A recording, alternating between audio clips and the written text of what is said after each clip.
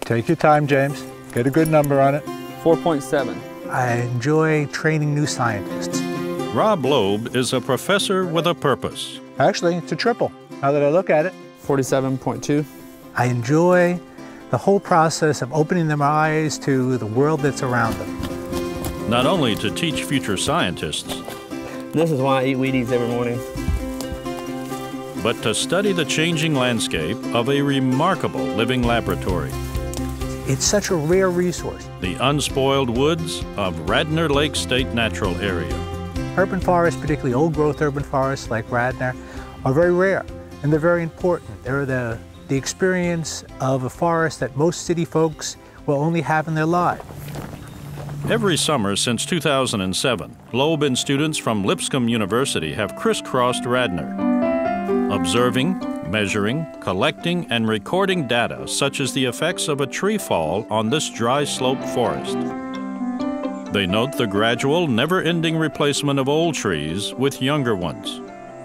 This study was started 30 years ago on one of the ridges, and we've expanded it to the two other ridges.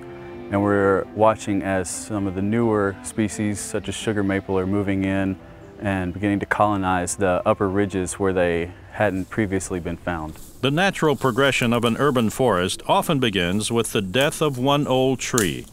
Its demise creates an opening in an otherwise thick tree canopy, creating opportunities for young, diverse trees to flourish. So this is a great spot for the future of being able to have more hickories, oaks coming in, and undoubtedly some sugar maple will come in too eventually, because it's starting to rise up from the lower floor up to the higher areas. Smaller plants like the beneficial white snakeroot take hold and create a healthy ground cover. But what you're starting to see now is the sprouting of a wide diversity of plants. And that's the promise of the future for this forest, this change that is enabled by the removal of the bush honeysuckle. The honeysuckle is an invasive exotic plant which can overtake a forest through its rapid growth and ability to smother other plants. So it's a particular urban problem. It's an urban forest problem. And it really can catch a lot of people off guard because it spreads fast. We're coming out and seeing the effects of invasive species and what typically happens when they take over an area. It makes a bigger impact on you. So as a student, I would say I'm gaining a more healthy respect for nature and the way it's supposed to happen versus just reading about it in a book and saying this is ideally what a forest, be made of. Part of good land stewardship and good management of land is knowing what species are out there and how those species are changing.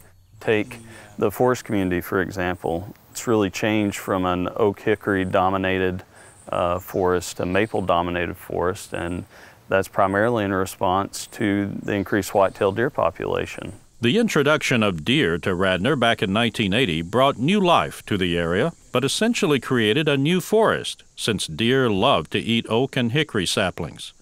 And while visitors take in the beauty of wildlife on the water, another aquatic animal is making its presence known. A lot of people consider the beaver a pest, but here we're excited to have them. They modify our landscape and create new habitats that we didn't have before. Areas affected by beaver cuttings are plotted and measured, then noted to reflect the trees affected, such as this cottonwood girdled by beavers. With a tree this size, and they obviously feel more comfortable taking something this big, this close to the water, and once the tree actually falls into the water, the beaver's in its natural habitat. So it can take the branches right off in the water, swim around to the dam, and just go to town with it. Its walking trails mean Radnor will always be an interactive urban forest, a dynamic setting constantly changed by nature and humans.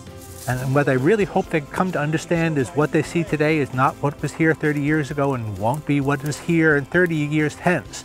And that what we decide to do and what we find and what we understand profoundly affect what will occur in the future. And to be very blunt, every step we take is a choice we make for the future of the forest. I'm Alan Griggs on Tennessee's Wild Side.